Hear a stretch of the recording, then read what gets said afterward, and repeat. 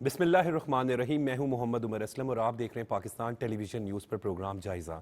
ناظرین، آج 6 ستمبر ہے، یوم دفاع پاکستان. 6 ستمبر 1965 کو پاکستانی فوج نے اپنے سے کئی گنا بڑی بھارتی فوج کو عبرتناک شکست دی اور انہیں یہ بتا دیا کہ ملکی دفاع محفوظ ہاتھوں میں ہے. آج کے پروگرام میں دفاع پاکستان کے حوالے سے ہی گفتگو کریں گے. اس پر گفتگو کرنے کے لیے اسٹوڈیو میں موجود مہمانوں سے آپ کا تعارف کروا دیں. مسلم لیگ نون کے رہنما وائس چیئرمین LDA میاں مرغوب احمد ہمارے ساتھ موجود ہیں. میاں صاحب بہت بہت شکریہ وقت دینے کے لیے. مہربانی. سینئر صحافی تجزیہ کار سلمان غنی صاحب ہمارے ساتھ موجود ہیں. سلمان صاحب آپ کا بھی شکریہ. سینئر صحافی تجزیہ کار پرویز بشیر صاحب ہمارے ساتھ موجود ہیں. سر آپ کا بھی بہت بہت شکریہ. مہربانی.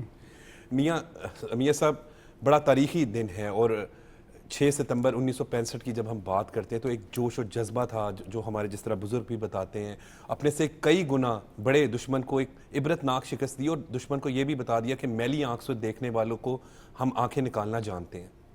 جی بہت شکریہ جی. یقیناً آج کا یہ دن پاکستان کی تاریخ میں ایک تاریخ ساز دن ہے.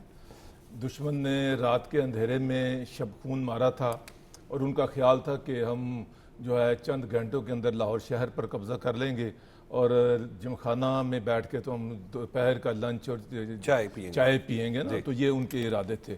تو مجھے یہ بات کہنا ہے کہ میں سب سے پہلے تو خراج تحسین پیش کروں گا اپنی سپاہ کو، اپنی افواج پاکستان کو، کہ انہوں نے جس جرأت مندی کا مظاہرہ کیا، جس بہادری کا، دلیری کا مظاہرہ کیا اور دشمن کے دانت کھٹے کیے، اس پر وہ خراج تحسین کے مستحق ہیں. بالکل ٹھیک.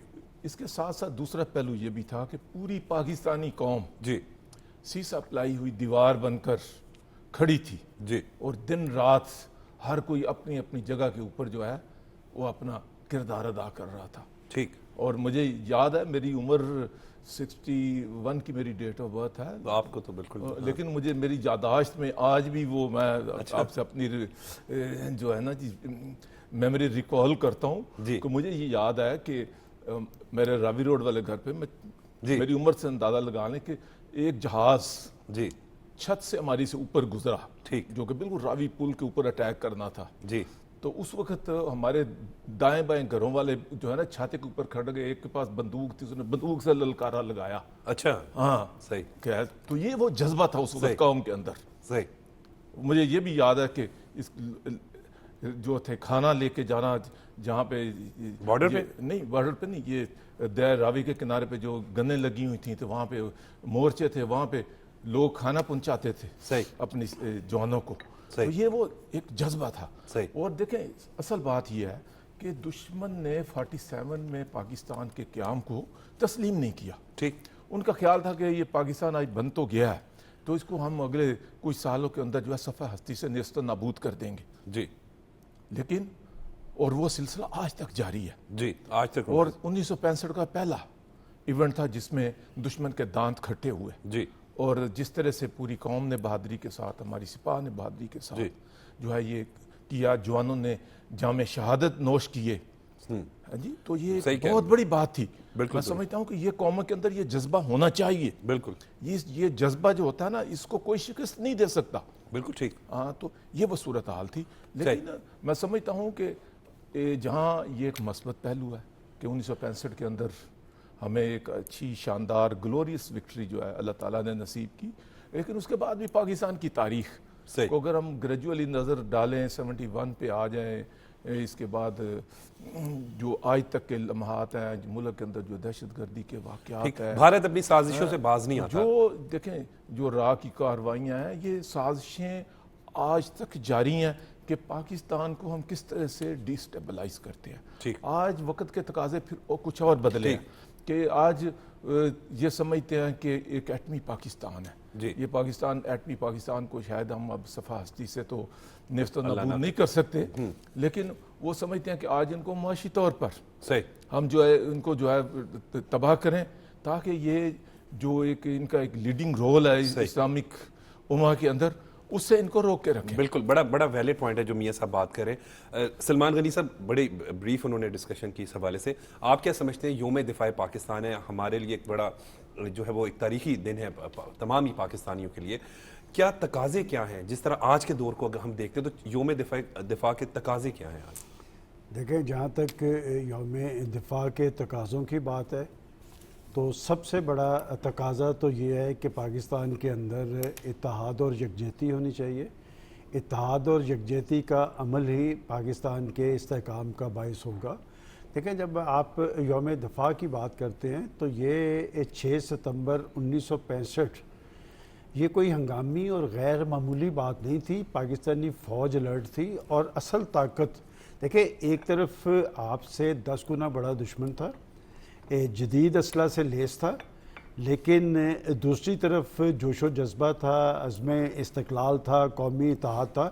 اور پھر میں آپ کو یاد کرواتا چلوں کہ اس وقت کے پریزیڈنٹ ایوب نے جو سپیچ کی تھی جی اس میں انہوں نے کہا تھا کہ کلمہ طیبہ کا ورد کریں اور باہر نکلیں اور دشمن پر پل پڑیں. جی فوج آگے تھی اور قوم اس کی پشت پہ کھڑی تھی. صحیح. سب سے اہم بات جو ہے 6 ستمبر 1965 کی وہ یہ تھی کہ قوم اور فوج یوں تھی ٹھیک کہ فوج لڑ رہی تھی تو قوم بالکل پیچھے کھڑی ساتھ. تھی. اور جب دیکھیں دنیا کی سیاسی تاریخ میں جو جنگوں کا عمل ہے وہ قومیں لڑتی ہیں جی اور جب فوج کے پیچھے قوم ہوتی ہے اور ایک حوصلہ. اور انڈیا کے بارے میں بڑا یکسوں ہوں, بڑا کلیئر ہوں کہ وہ ہمارا ایک ازلی دشمن ہے اور آج بھی وہ سازش کر رہا ہے. لیکن آپ 65 کی اور 71 کی بات کرتے ہیں, اس کے بعد اسے جارحیت کی جرت نہیں ہوئی. اس لیے نہیں ہوئی کہ وہ ایک ایٹمی طاقت بنا تھا اور اس نے جب ایٹمی دھماکے کیے, دیکھیں لیڈرشپ کیا ہوتی ہے. جب اس نے پہلے ایٹمی دھماکے کیے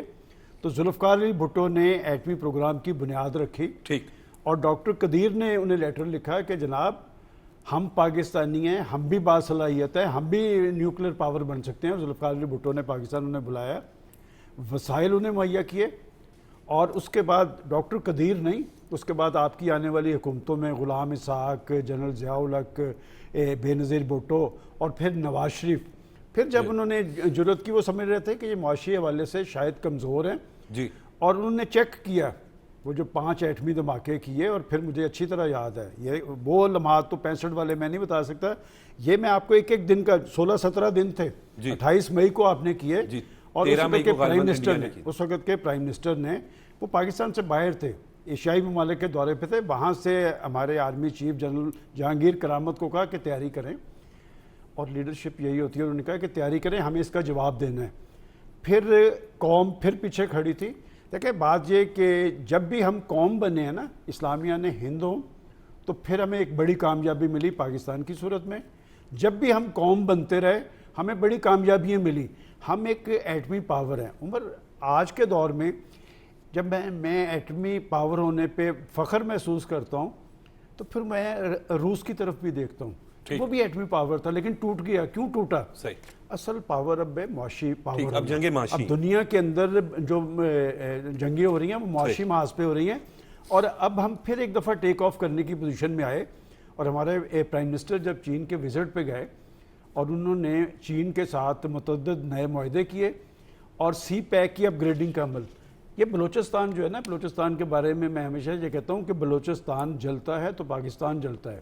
بلوچستان پاکستان کا معاشی مستقبل ہے جی. اور میں یہ بات کی حد تک یہ نہیں کہتا, آپ کے 57 بڑے منصوبے معاشی, ان میں سے 46 کا تعلق بلوچستان سے ہے. سی پیک کا ایک مؤثر رول ہے, گوادر کی بندرگاہ وہاں پر ہے. آج بلوچستان کے اندر جو کچھ ہو رہا ہے وہ کون ہے پیچھے؟ جی وہ رہا ہے, وہ این ڈی ایس ہے, وہ اور عالمی طاقتیں ہیں جنہیں یہ پتہ ہے. اسی لیے D G I S P R نے کل یہ بھی کہا کہ بلوچستان جو ہے وہ پاکستان کی شان ہے. دیکھیں میں نے تو کہا معاشی مستقبل ہے. ٹھیک. دیکھیں شان آن ایک علیحدہ بات ہے, وہ پاکستان کا معاشی مستقبل ہے, اس لیے کہ یہ آدھا پاکستان ہے. بلوچستان رقبے کے اعتبار سے پاکستان کا سب سے بڑا صوبہ ہے اور بلوچ عوام پوری یکسوئی کے ساتھ فیصلے کے نتیجے میں پاکستان کے ساتھ ملے تھے. اس وقت امیر کلات اور ساری ایک تاریخ ہے. اب کیا مسئلہ ہے؟ اب مسئلہ ان کا یہ ہے, ہمارے دشمن کا, وہ یہ سمجھتے ہیں کہ ہم جس پاکستان کو سمجھ رہے تھے کہ ان کی معاشی طاقت دگرگوں ہیں تو یہ ایٹمی طاقت بن گئے. اب اگر یہ معاشی طاقت بن گئے تو پھر اس خطے میں ہمیں کیا بیچنا ہے؟ میں سمجھتا ہوں کہ ہمیں یکسوئی اور سنجیدگی اختیار کرنی ہے معاشی طاقت بننے کے لیے, اور پاکستان نے معاشی طاقت بننا ہے. یہ ایک عارضی فیز ہے, دہشت گردی ہے, تخریب کاری ہے. آپ کے خیال میں پاکستانی فوج کمزور ہے؟ پاکستانی فوج اتنی طاقتور ہے کہ عالمی دہشت گردی کی عالمی جنگ جو ہے وہ پاکستانی فوج نے جیتی ہے, اور دنیا کی سیاسی تاریخ میں اس جنگ کے حوالے سے فوج کو سراہا جا رہا ہے. بالکل ٹھیک. آپ کے خیال میں کیا بلوچستان میں قابو نہیں کریں گے؟ कभी फौज कौम से नहीं लड़ती, सही। फौज ने दहशत गर्दों से लड़ना है। और एक बात मैं बताऊं, देखें, जब आप आईने पाकिस्तान के तहत, ये हमारी फौज ने हमारी सरहदों का तहफ़्फ़ुज़ करना था।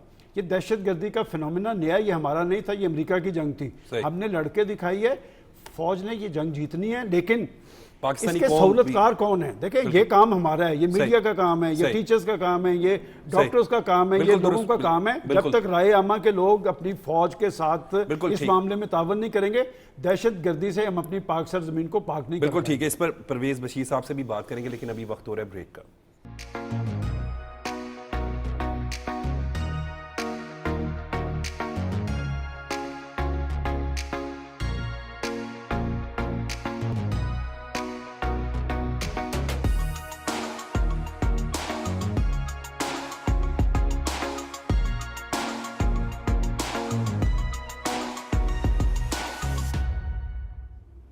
Welcome back. परवेज बशीर साहब, अभी हम बात कर रहे थे, सलमान गनी साहब अपना तजिया जो है वो बड़ा ज़बरदस्त तजिया पेश कर रहे थे, लेकिन सर हम बात करते हैं 6 सितंबर 1965 की, तो एक बड़ा जोश और जज्बा था सर। धुंधली सी यादें तो हैं जी सर, जो बता सकता हूँ कि वाकई ऐसा इत्तेहाद तो कभी देखने में नहीं आया। अगर आज वो इत्तेहाद हो जाए तो ये दहशतगर्दी भी ख़त्म हो जाए, और आज हमें सबसे ज़्यादा ज़रूरत भी है सर। ज़रूरत भी इसी की है। तो उस ज़माने में जो था माहौल बड़ा ही पुरस्कार और अजीब सा ही था, पुरस्कार भी कहूँगा, इसलिए कि कहते थे कि फरिश्ते आके भी लड़ते थे, ये भी कहा जाता है।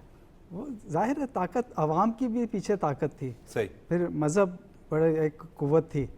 तो उस ज़माने में जैसे ये बात कर रहे हैं कि जी वो जो जहाँ पर वो एंटी एयरक्राफ्ट गनों पे वो चले गए रावी, तो बागा पे लोग डंडे लेके चले गए। अच्छा, ऐसा भी माहौल था। वो कहते थे हम छोड़ेंगे नहीं इनको। ठीक। वो उसको तो पक्का दुश्मन मानते थे।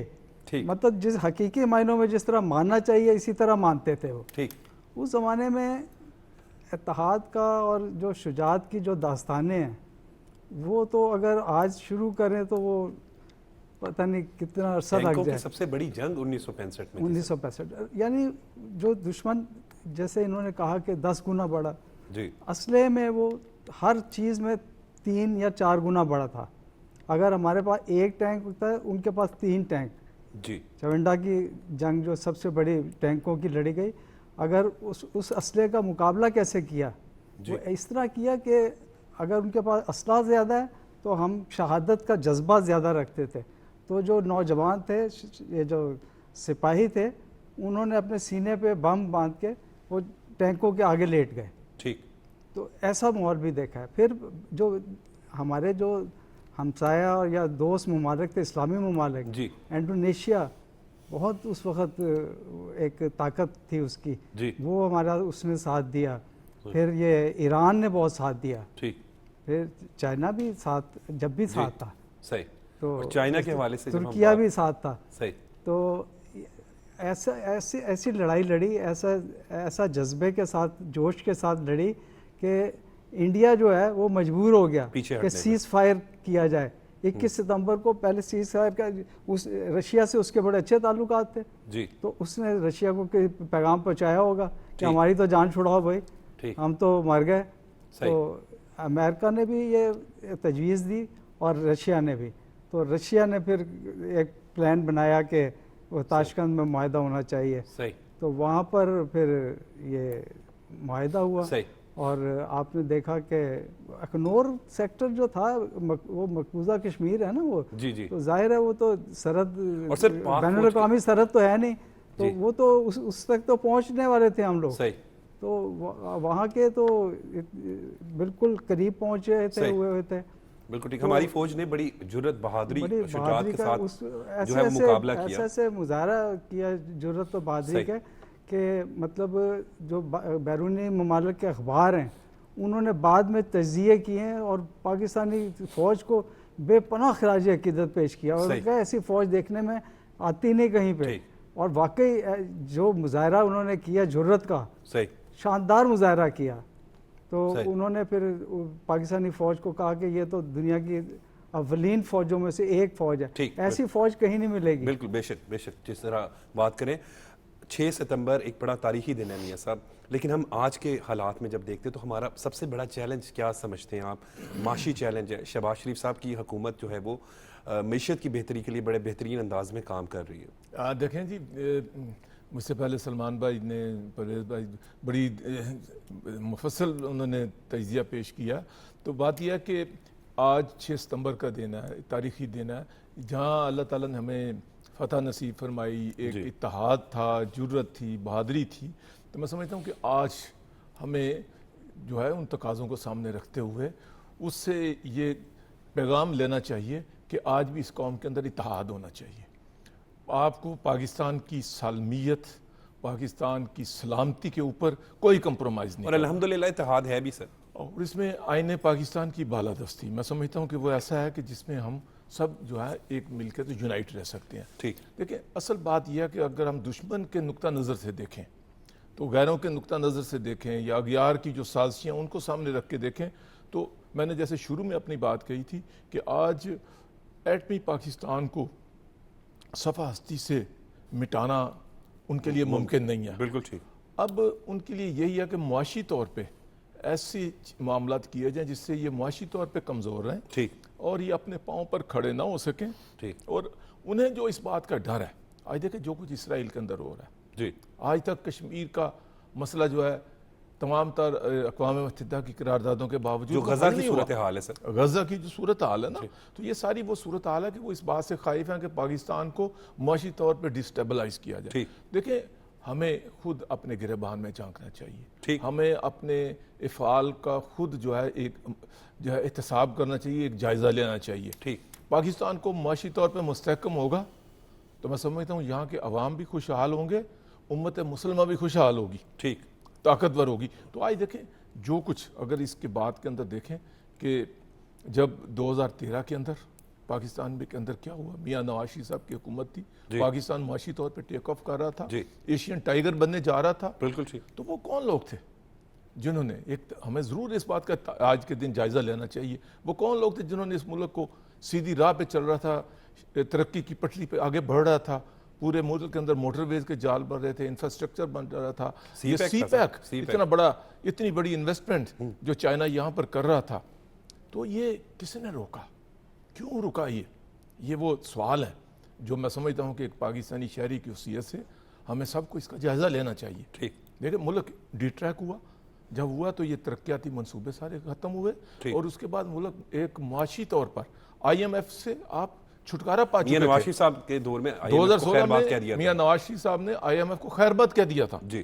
تو اس کے بعد پھر آپ آئی ایم ایف کے پاس چلے گئے. جی. اور آئی ایم ایف کی اور جو وہ شخص یہ جو کہتا تھا کہ میں خودکشی کر لوں گا، خودکشی کر لوں گا نا، جو وہ کہتے تھے کہ جھوٹا پروپیگنڈا جو کچھ دیکھیں شعبدہ بازی کی نا. جی. وہ ایک ایسا شعبدہ باز آدمی تھا جس نے اس قوم کو جو ہے ورگلایا. ٹھیک. جھوٹ بولا اس قوم کے ساتھ اور جو کچھ کہا اس کا الٹ کیا اپنے عملی ادوار کے اندر. اور یہ پاکستان جو ہے آج تنہائیوں میں، مہنگائی میں، معاشی طور پر جو ہے گہرائیوں میں دھکیل دیا گیا. تو آج دیکھیں ایک بار پھر دوبارہ اب شہباز شریف صاحب یہاں پر پرائم منسٹر ہیں، میاں محمد نواز شریف صاحب کی قیادت ہے، ان کی گائیڈ لائن ہے، تو اس کے اوپر ایک بار پھر اس ملک کو آگے بڑھا رہے ہیں. لیکن یہ جتنی بھی اوبسٹیکلز تھیں، جتنی یہ رکاوٹیں کھڑی کی گئی تھیں، اب ان کو دور کر رہے ہیں. دیکھیں آج بجلی کی جو صورتحال ہے ناقابل برداشت ہے. جی. لیکن یہ آپ دیکھیں دوسری طرف آئی ایم ایف یہ بھی کہتا ہے کہ آپ کوئی صوبہ بھی اگر سبسڈی دیتا ہے تو وہ نہیں. تو اسے ہمیں سمجھنا چاہیے کہ کیا ہم آئی ایم ایف، اللہ کرے ہم آئی ایم ایف سے نکل جائیں، ایک آزاد پاکستان کی حیثیت سے اپنی آزاد معاشی پالیسیوں کو اختیار کر سکیں. لیکن اس کے لیے ضروری یہ ہے کہ وہ قیادت جو ایک ویژن رکھتی ہے. نواز شریف کا ویژن، اللہ کی مہربانی سے اس کے پائے کا پاکستان کے اندر کوئی اور لیڈر نہیں ہے. اس کی جو سوچ ہے اس پائے کا کوئی آدمی نہیں ہے. یہ ملک آگے بڑھنا چاہیے، اس ملک کے اندر امن و امان ہونا چاہیے. اور آج یہ جو کچھ جس طرح سلمان بھائی نے درست کہا کہ یہ وقتی طور پہ جو کچھ دیکھیں آج یہ دہشت گردی کون کر رہا ہے؟ یہ وہی لوگ تھے جن کو آپ نے پاکستان میں لا کے بسایا. پی ٹی آئی کے دور میں، پی ٹی آئی کے دور میں نا، کس نے بسایا؟ نام دیے بغیر میں کہہ رہا ہوں. پی ٹی آئی کے دور، پی ٹی آئی گورنمنٹ نے. جی بالکل ٹھیک. بانی پی ٹی آئی لے کے آیا نا. تو اس کا خمیازہ قوم بھگت رہی ہے. تو آج ضرورت اس امر کی ہے, میں اپنی بات کو اسی پہ سمیٹتا ہوں صحیح. کہ ہمیں 6 ستمبر کے دن کے حوالے سے جہاں خوشی ہے وہاں ہمیں اپنے احتساب صحیح. کی بھی ضرورت ہے, اور اس ملک کو آپ معاشی ہم نے طاقت بنانا ہے. ٹھیک. ایٹمی طاقت, یہ معاشی طاقت بنے گا تو پاکستان بھی طاقتور بنے گا, دشمن کے عزائم ہمیشہ کے لیے نیست و نابود ہوں گے, اور پاکستان دنیا کے اندر بھی, عالم اسلام کے اندر بھی, صحیح. اور یہ جو کچھ جہاں جہاں ظلم ہوتے ہیں انشاءاللہ ان ظلموں سے بھی نجات ملے گی. آج یقیناً جس طرح میاں مرغوب صاحب بات کر رہے تھے, شہداء کو خراج تحسین پیش کرنے کا دن ہے, ان غازیوں کو سلام پیش کرنے کا دن ہے. سر بہت جب ہم بات کرتے ہیں کہ اپنے سے کئی گنا بڑے دشمن کو شکست دے دینا, ان شہداء کی یاد پہ بھی آج اس طریقے سے تمام جو ہے وہ فیڈرل منسٹرز اور جی وزیر اعلیٰ پنجاب سمیت جو دیگر جو ہے شہداء کی یادگار پر حاضری بھی دی تھی. تو آج کا دن ہمیں بھی دیکھنا چاہیے کہ یہ جو شہداء ہیں یہ ہمارا فخر ہے. سر دیکھیں, یہ آج کے دن اس لیے یوم دفاع کی اہمیت اور حیثیت زیادہ ہے. آج ہم اس لیے ٹچی ہیں کہ پاکستان کا دشمن ایک مرتبہ پھر سرگرم عمل ہے. صحیح. یہ جو دہشت گردی کا رجحان ہے, یہ جو بلوچستان کے اندر تخریب کاری کا عمل ہے, اس کے پیچھے آپ کا دشمن ہے, اور آپ کے دشمن کو یہ معلوم ہے کہ اگر سی پیک اور گوادر کی بندرگاہ فعال بنتی ہے تو پاکستان کے اندر خوشحالی اور ترقی کے عمل کو روکا نہیں جا سکے گا. اور میں سمجھتا ہوں کہ کچھ چیزیں ایسی ہوتی ہیں جس پہ لائنز ڈرا کرنی چاہیے. آج سے 10 سال پہلے پاکستان کے اندر پاکستان آگے کی طرف جا رہا تھا, سی پیک پر مؤثر طور پہ عمل درآمد ہو رہا تھا. پاکستان کے لوگوں کے ایشوز یہ نہیں تھے, بجلی کے بل اتنے زیادہ نہیں تھے آ رہے, روٹی اور دال نے زندگی اجرن نہیں تھی کی ہوئی. پھر کون تھا جس نے یہ سب کچھ کیا؟ دیکھیں, بات یہ کہ ماضی کے اندر ہم کہتے تھے کہ پاکستان کا دشمن پاکستان کو غیر مستحکم کرنا چاہتا ہے, تو اب تو پاکستان کے اندر ایسے لوگ ہیں جنہوں نے پاکستان کو غیر مستحکم کر رہے ہیں. اور یہ کیوں ہے؟ ان کے پاس آپشن کیا ہے, ٹول کون سا روئے کار لا رہے ہیں, وہ ہے یہ سوشل میڈیا. سوشل میڈیا پہ اربوں روپے کون خرچ کر رہا ہے؟ یہ مائنڈ سیٹ کس کا ہے جو پاکستان کی ریاست کو, پاکستان کے ریاستی سر یہ وہی بات اداروں ہے جو میاں مرغوب صاحب کہہ رہے تھے کہ ہم دفاعی طور پر تو اب سب کو پتہ ہے کہ ایٹمی قوت بن چکے ہیں, اب معاشی طور پر کمزور کر عمر جو بات میں کہنا چاہ رہا ہوں کہ یہ سوشل میڈیا کا محاذ پاکستان کے اندر کس نے سرگرم کیا, کیوں کر کیا, اس کے پیچھے مائنڈ سیٹ کون ہے, یہ پاکستان کے اداروں کو ڈگ آؤٹ کرنا چاہیے اور چیزوں کو بتانا چاہیے. دیکھیں, آج سوشل میڈیا پہ اس طرح کی فوٹیج آتی ہے کہ جی بلوچستان کے اندر فلاں خاتون, ہزاروں لوگ سامنے ہیں, تو یہ بھی بتانا چاہیے کہ ہمارے اداروں کے پاس اس کا اکاؤنٹ بھی موجود ہے کہ 8 کروڑ کس نے اس کے اکاؤنٹ میں بھیجے. آج سے 4 روز پہلے بلوچستان کے وزیر اعلیٰ لاہور آئے تھے, انہوں نے سینئر جرنلسٹوں کو, اینکرز کو اعتماد میں لیا بلوچستان کی صورتحال کے حوالے سے, اور ہم نے ان سے بہت کچھ پوچھا اور انہوں نے بہت کچھ بتایا. اور یہ بات درست ہے کہ یہ جو بی ایل اے ہے یہ صرف بی ایل اے نہیں ہے, یہ ٹی ٹی پی بھی ہے, یہ اور بھی کچھ لوگ ہیں. ان کے پاس اسلحہ کس کا ہے؟ جدید اسلحہ ہے. ان کے پاس فنڈز کون دے رہا ہے؟ دیکھیں, یہ ہمارا دشمن ہے. اور بات یہ کہ پاکستان یا پاکستانیت کے حوالے سے دو آراء موجود نہیں ہیں. میں سمجھتا ہوں کہ یہ بات ضروری ہے کہ دفاعی ہم ایک پاور بن چکے ہیں, ہم نیوکلیر پاور ہیں, لیکن یہ نہیں ہو سکے گا. یہ بہت بڑا تضاد ہوگا کہ میرے ایک ہاتھ میں نیوکلیر پاور ہے اور دوسرے ہاتھ میں کشکول ہے.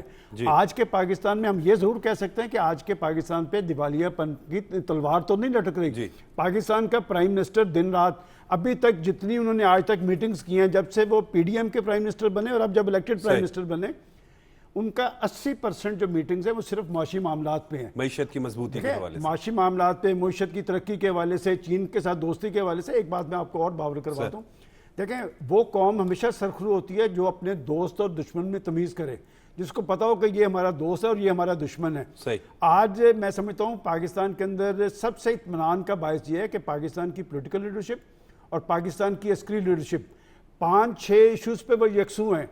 قومی مفادات کے حوالے سے, پاکستان کی معاشی ترقی کے حوالے سے, چین کے ساتھ دوستی کے حوالے سے, سی پیک کے عمل کے حوالے سے, گوادر کی ایک فعال حیثیت کے حوالے سے, اور مشرق وسطیٰ میں اپنے رول کے حوالے سے. یہ 6 وہ پوائنٹس ہیں جس میں پاکستان کے پرائم منسٹر شہباز شریف اور پاکستان کا سپہ سالار جنرل عاصم منیر یکسو ہیں, سنجیدہ ہیں. لیکن ہمیں جب تک پاکستان کے اندر اتحاد اور یکجہتی قائم نہیں کریں گے, اتحاد اور یکجہتی قائم کرنا وہ میڈیا کا رول نہیں ہے, وہ ٹیچرز کا رول نہیں ہے, وہ پاکستان کے پولیٹیشنز کا رول ہے. دنیا کے جمہوری معاشروں میں جو اتحاد اور یکجہتی کا کام یہ پولیٹیکل پارٹیز کرتی ہیں. ٹھیک. پاکستان کے اندر ایک عجیب جمہوری سسٹم ہے, یہاں پر پاکستان کا کھاتے ہیں, پاکستان کا لگاتے ہیں, پاکستان کا پہنتے ہیں, لیکن پاکستان کے خلاف بات کرتے ہیں. میں سمجھتا ہوں جب پاکستان کی اصل طاقت پاکستان کے 24 کروڑ عوام ہیں. اور میں ایک بڑی تلخ حقیقت آپ کو بتاؤں, تلخ حقیقت یہ ہے کہ پاکستان کے حوالے سے سب سے زیادہ جذباتی وہ ہے جس کو پاکستان کے ثمرات نہیں ملے. آپ 14 اگست کو دیکھیں کہ لاہور کے اندر سڑکوں پہ, سائیکلوں پہ, موٹر سائیکلوں پہ لوگ پرچم لے کے نکلتے ہیں. ان کو ثمرات نہیں ملے لیکن ان کے دل پاکستانی ہیں, اور یہی جذبہ پاکستان کو معاشی حوالے سے خود انحصاری کی منزل پہ لے کے جائے گا. مقاصد پاکستان کی تکمیل ہوگی. اس ملک نے حضرت قائد حضرت اقبال کا پاکستان بننا ہے. بالکل ضرور بننا ہے. اور پرویز بشیر صاحب, سلمان غنی صاحب بھی بڑے جذباتی تھے, لیکن بات تو ایک حقیقت ہے کہ ہم جب چیلنجز کی بات کرتے ہیں تو معاشی چیلنج جو ہے وہ سب سے بڑا. ہم یوم دفاع کا دن ہے تو آج ہم اس حوالے سے بات کریں, اور ہم وہاں پر جب بات کرتے ہیں تو ہم سب پاک فوج کے ساتھ پوری عوام کھڑی ہوئی ہے. سر اس میں تو کوئی شک نہیں ہے, لیکن جو دشمن ہے وہ اب اس نے دیکھا کہ ہم ایٹمی طاقت بن چکے ہیں, تو اس نے سازش کا جو رول ہے نا وہ ادا کیا. اور اس سازش کے اندر بڑے افسوس کے ساتھ کہنا پڑتا ہے کہ بعض ہماری جو سیاسی جماعتیں ہیں وہ بالواسطہ یا بلا واسطہ, شعوری طور پہ یا غیر شعوری طور پہ, وہ سمجھ نہیں رہی کہ اس وقت اتحاد کی کتنی ضرورت ہے. اس وقت جو ہے قوم متحد ہوگی تو جو فتنہ پھیلا رہا ہے, جو انتشار پھیلا رہا ہے, جو ملک کو آگے بڑھتا ہوا نہیں دیکھ سکتے, وہ لوگ تو بڑے واضح ہو جاتے ہیں. سر ہاں, تو یہ دیکھیں نا, اس وقت جو معیشت کی ترقی کے لیے جو ہے نا وہ استحکام جو ہے, اور خاص طور پر سیاسی استحکام, وہ بہت ضروری ہے. بالکل ٹھیک. اور اس ٹائم جو ہے وہ سیاسی استحکام پیدا نہیں ہونے دے رہے. ٹھیک. یہ جو ہمارا دشمن جو ہے, اور یہ ہماری جو سیاسی جماعتیں ہیں ان کو اس بات کی سمجھ آنی چاہیے کہ معیشت جو ہے وہ عوام کو ریلیف دینے کا ایک ذریعہ ہوتی ہے. اگر آپ معیشت کو مضبوط نہیں ہونے دیں گے تو عوام جو ہے وہ پریشان ہوگی. تو یہ اس بات کو سمجھ نہیں رہے, اور یا پھر جان بوجھ کے جو ہے اس طرح کے انتشار اور فتنہ گری کر رہے ہیں. شہباز شریف صاحب تو کوشش کر رہے ہیں کہ معیشت کی مضبوطی اور بہتری کے لیے کام کیا جائے, لیکن جو ایک پارٹی پی ٹی آئی کا نام لے لیتے ہیں سر, تو پی ٹی آئی جو ہے وہ بڑا کلیئر ہے کہ کبھی خط لکھنا شروع کر دیتی ہے. پی ٹی آئی جو کیا کر رہی ہے, اب اس سہارا لے رہی ہے بلوچستان کے مسئلے کا. بلوچستان کا مسئلہ جو ہے آج کا مسئلہ نہیں ہے, کافی عرصے سے یہ چلا آ رہا ہے. تو لیکن اب یہ جب انہوں نے یہ جو واقعہ پیش آیا, میرا خیال 26 تاریخ کا 26 اگست کا واقعہ, تو اس کو بھی یوز انہوں نے دوسری انداز میں کیا. ہونا یہ چاہیے تھا کہ اس ٹائم جو ہے جو واقعہ ہوا ہے اس کی مذمت ہونی چاہیے تھی. مذمت کے بجائے وہ کہہ رہے ہیں کہ بلوچستان کے مسئلے کو وہاں پہ جا کر حل کیا جائے. بھائی حل کرنا کوئی یہ تو نہیں ہے کہ آپ نے کہہ دیا اور وہ حل ہو گیا. اس کے اندر جو سازشیں ہیں اس کو بھی تو سامنے لے کر آنا چاہیے نا. تو وہ سازشوں کو سامنے نہیں لا رہے اور وہ دوسرے طریقے اپنا رہے ہیں. تو اس لیے ضرورت تو اس بات کی ہے کہ جو سیاسی جماعتیں ہیں ان کو بھی سیاسی استحکام پیدا کرنے کے لیے سامنے آنا چاہیے. بالکل ٹھیک ہے. اور پاکستان کے حوالے سے جب ہم بات کرتے ہیں تو اب معیشت چیلنج ہے اور اس کے حوالے سے مضبوطی کے لیے کام کرے. جس طرح سلمان غنی صاحب نے کہا کہ 80% جو پرائم منسٹر کا فوکس ہوتا ہے, میٹنگز ہوتی ہیں, وہ کوشش ہوتی ہے کہ معیشت کو بہتر کرنے, کیونکہ وہ جانتے ہیں کہ اب پاکستان نے معاشی طور پر جو ہے وہ ترقی کرنی ہے. جی بالکل, آپ نے بھی صحیح فرمایا سلمان بھائی نے. دیکھیں اصل بات یہ ہے کہ جب آپ معاشی طور پہ پاورفل ہوں گے تو یقیناً آپ ایک طاقت بنیں گے, اور یہ طاقت جب آپ کی بنے گی تو وہ اسی صورت میں جو ہے دشمن کے دانت کھٹے ہوں گے. ٹھیک. تو یہ آج وقت کی ضرورت ہے. میں سمجھتا ہوں کہ شہباز شریف صاحب, میاں محمد نواز شریف صاحب یہ سمجھتے ہیں کہ ہم ملک کو معاشی طور پر کس طرح بحرانوں سے نکال سکتے ہیں, کس طرح سے اس ملک کے عوام کے لیے ہم آسانیاں پیدا کر سکتے ہیں. اور جب یہ معاشی طور پر ہم طاقتور بنیں گے تو اس کے ثمرات کیا ہوں گے اوورآل پاکستان کے اندر, اور ہمارا عالم دنیا کے اندر مقام کیا ہوگا, پاکستانی پاسپورٹ کی پھر رسپیکٹ اور عزت کیا ہوگی.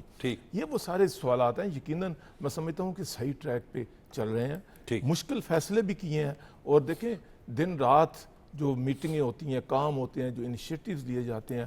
دیکھیں پنجاب گورنمنٹ چاہے آج IMF کی تمام تر شکنجوں کے باوجود ₹14 یونٹ ریلیف بجلی کی جو سبسڈی دی ہے، یہ کوئی چھوٹا سا کام نہیں ہے. ٹھیک. اپنا چھت اپنے گھر پروگرام، یہ دیکھیں وہ انیشیٹیوز ہیں کہ جو آج لیے جا رہے ہیں کہ کس طرح سے ہم عوام کی زندگی میں آسانی پیدا کریں، لوگوں کو جو ہے آسانیاں پہنچائیں. تو یقیناً جب آپ یہ چیزیں کریں گے تو میں سمجھتا ہوں کہ پھر اتحاد بھی اور بڑھے گا. پھر آپ اور مضبوط ہوں گے، ایک قوم کی حیثیت سے آگے بڑھیں گے. جب آپ مختلف طبقات، جو پسے ہوئے طبقات ہیں، وہ یہ محسوس کریں کہ ایک طرف امیر طبقے ہیں، لیوش لائف ہے، اور دوسری طرف پسے ہوئے ہیں، تو پھر میں سمجھتا ہوں کہ پھر وہ دراڑیں پڑتی ہیں اور دشمن اس سے فائدہ اٹھانے کی کوشش کرتا ہے. تو یہ وہ چیزیں ہیں جن کو ہم کم سے کم کرنے کی، منیمائز کرنے کی کوشش کر رہے ہیں. اور بالکل آپ ایک صحیح ٹریک پہ، ایک ایسے ٹریک پہ اوپر یہ گورنمنٹ جو ہے میاں نواز شریف صاحب کی قیادت میں آگے بڑھ رہی ہے، جو کہ عوام کے فائدے کے لیے، اس ملک کے فائدے کے لیے، اور میں سمجھتا ہوں کہ بحیثیت ایک بڑے اسلامک کنٹری ہونے کی حیثیت سے یہ وہ فیصلے کیے جا رہے ہیں کہ انشاءاللہ یہ اسی طرح سٹیبلٹی اگر چلی، کچھ سال یہ چل گیا معاملہ، تو انشاءاللہ پاکستان ان بحرانوں سے نکل جائے گا، پاکستان ٹیک آف کرے گا اور ایک معاشی قوت بننے کی طرف آگے بڑھے گا. جدید تقاضوں کو سمجھتے ہوئے سلمان غنی صاحب، حکومت اور گوگل کے مابین تعاون سے پاکستان میں جدید ڈیجیٹلائز نظام تعلیم کا اجرا بھی کیا گیا، یعنی وقت کی اہمیت کو سمجھ رہے ہیں پرائم منسٹر؟ دیکھیں ابھی جو میاں صاحب بات کر رہے تھے، میاں صاحب پاکستان مسلم لیگ نون کے دیرینہ کارکن ہیں، انہوں نے جدوجہد میں حصہ بھی لیا. ابھی جب یہ معاشی ثمرات کی بات کر رہے تھے کہ معاشی ثمرات عام آدمی تک پہنچنے چاہیے، تو میں نہیں کہہ رہا، یہ بات گزشتہ میٹنگ جو انہی کی پارٹی کے لیڈر نواز شریف نے کہا تھا کہ عیاشیوں پر قابو پائیں اور حکومتوں کے ثمرات جو ہیں عام آدمی تک پہنچنے چاہیے. یہ میں ان کی پچھلی میٹنگز کی بات کرتا ہوں. اور پھر آپ کی کفایت شہری کمیٹی کے ایک رکن نے جو ریزائن دیا ہے وہ اسی بنیاد پہ دیا ہے. دیکھیں شہباز شریف صاحب نے بطور پرائم منسٹر جو لائنز ڈرا کی تھیں، انہوں نے بڑے واضح انداز میں کہا تھا کہ اب لوڈ پاکستان کے عوام پہ نہیں پڑے گا، اب قربانی پاکستان کی اشرافیہ کو دینی پڑی تھی. کیا پاکستان کی اشرافیہ نے قربانی دی ہے؟ دیکھیں میں سمجھتا ہوں کہ ہمیشہ پالیسیز بنانا حکومت کا کام ہوتا ہے، چلانا افسر شاہی نہیں. میں آپ کو بڑے کھلے انداز میں کہہ رہا ہوں، آپ کی افسر شاہی حکومت کے مقاصد، حکومت کی ترجیحات پر نہیں چل پا رہی. یہ جو لوڈ آ رہا ہے یہ پھر لوگوں پہ آ رہا ہے. جب تک یہ لوڈ جو ہے لوگوں سے ہٹا کر پاکستان کی اشرافیہ پہ نہیں پڑے گا، پاکستان میں نہ سیاست مضبوط ہوگی نہ جمہوریت مضبوط ہوگی. میں آپ کو پھر نواز شریف کو کوٹ کرتا ہوں کہ نواز شریف اپنے دور میں جب وہ پرائم منسٹر تھے وہ یہ کہا کرتے تھے، اسی لاہور کے جلسہ عام میں میاں صاحب اسٹیج پہ موجود تھے، کہ شہباز شریف صاحب حکومتیں دینے کے لیے ہوتی ہیں، لینے کے لیے نہیں. تو جب تک حکومتیں دینے کی پوزیشن میں نہیں ہوں گی اور لوگوں کی حالت ذات بہتر نہیں ہوگی، لوگوں کی زندگی میں اطمینان نہیں آئے گا، ان کا چولہا جلتا نظر نہیں آئے گا، استحکام نہیں آئے گا. لہٰذا اس جمہوریت کے ثمرات عام آدمی تک پہنچنے چاہیے اور اس افسر شاہی پہ نہ رہیں. یہ افسر شاہی اپنی عیاشیاں جاری رکھے ہوئے ہیں. میں دیکھیں آپ بار بار ادھر جانا چاہ رہے ہیں تو آپ چلے جائیں، لیکن آپ جو ریالٹی ہے وہ بات ہمیں کرنے دیں کہ بات یہ کہ یہ ایک الیکٹڈ گورنمنٹ ہے تو الیکٹڈ حکومت کے کچھ تقاضے ہوتے ہیں. شہباز شریف صاحب سب سے زیادہ اس معاملے میں اہل ہیں کہ اگر وہ اپنے پہ قدغن لگاتے ہیں، اپنے وزراء کی تنخواہیں اور مراد بند کرتے ہیں، تو پھر افسر شاہی سے بھی 4 گاڑیاں چھین کے ان کو ایک گاڑی تک لانا پڑے گا. ان کے بجلی، پیٹرولیم اور گیس کے بل نہیں چلانے پڑیں گے. یہ صرف عام آدمی لوڈ نہیں اٹھائے گا. جس جمہوریت میں عام آدمی کی زندگیوں میں اطمینان نہیں آتا وہ جمہوریت نہیں کہلاتی. پرویز بشیر صاحب آپ کیا کہیں گے؟ 2 باتیں کرنا چاہ رہا ہوں، وہ آج ہی کی ہیں. ایک تو 6 ستمبر یوم دفاع کا ہے دن. آج 2 بحری جہاز جو ہیں وہ فلیٹ میں شامل کیے گئے ہیں، صدر اس میں شامل تھے. ایک تو یہ والی بات ہے، ذرا زور سے بولیں. اچھا دوسری بات یہ کہ بانی پی ٹی آئی کا جو رویہ ہے وہ تبدیل نہیں ہو رہا. بڑے افسوس کی بات سے کہہ رہا ہوں کہ تفتیشی افسر نیب کے آج انہوں نے پھر دھمکی دی ہے. انہوں نے کہا کہ تمہیں میں چھوڑوں گا نہیں. وہ تو ان کا ایک جو زندگی کا انداز ہے ان کا ہمیشہ یہی رہا ہے. تیسری بات میں جو کہنا چاہ رہا ہوں کہ ابھی میاں صاحب نے بھی بات کی اور سلمان صاحب نے بھی. دیکھیں پنجاب جو ہے وہ تینوں سارے صوبوں سے آگے پروجیکٹس کے معاملے میں آگے بڑھ گیا. وزیر اعلیٰ پنجاب مریم نواز صاحبہ جو ہیں اور احسن انداز میں کام کر رہے ہیں. دیکھو وہ کس کو کریڈٹ دیتی ہیں؟ وہ اپنے والد کو. میاں نواز اپنی چھت، اپنا گھر جو ہے، کل انہوں نے کہا کہ یہ میاں صاحب کا جو ہے ویژن ہے. تو اس طرح کے اور بہت سارے پروجیکٹس ہیں. جس طرح انہوں نے بجلی کی بات کی ہے، 14 روپے جو ریلیف دیا گیا اس کے اندر بھی ان کا ہاتھ. تو नवाज शरीफ का जो दौर था वो सही। याद है, उसमें शरह नमूज जो थी वो जी। 6% सही। पे थी, ठीक। और जो इन्फ्लेशन रेट था सही। वो 4 पॉइंट पे आ गया वही था। यही बात तो मियां मरगूब अहमद साहब ने की कि जब 2013 में जब हम आए तो बहुत से चैलेंजेस थे, लेकिन जो तरक्की करता हुआ पाकिस्तान था उसको रोका गया था। बहुत बहुत शुक्रिया मियां मरगूब साहब, सलमान गनी साहब और परवेज़ बशीर साहब। सर, आप लोगों ने अपना कीमती वक्त दिया। नाजरीन, आज का दिन बड़ा ही अहम है और तारीखी है। आज का दिन एक तजदीद अहद का दिन भी है कि इस पाक सरजमीन ने, पाकिस्तान ने हमें बहुत कुछ दिया है। हम पाकिस्तान को क्या दे रहे हैं, हम पाकिस्तान की तामीर और तरक्की में अपना अपना और अहम किरदार क्या अदा कर रहे हैं, ये हमें अपना जायज़ा लेना चाहिए। मुझे इजाज़त दें, देखते रहें पाकिस्तान टेलीविज़न न्यूज़।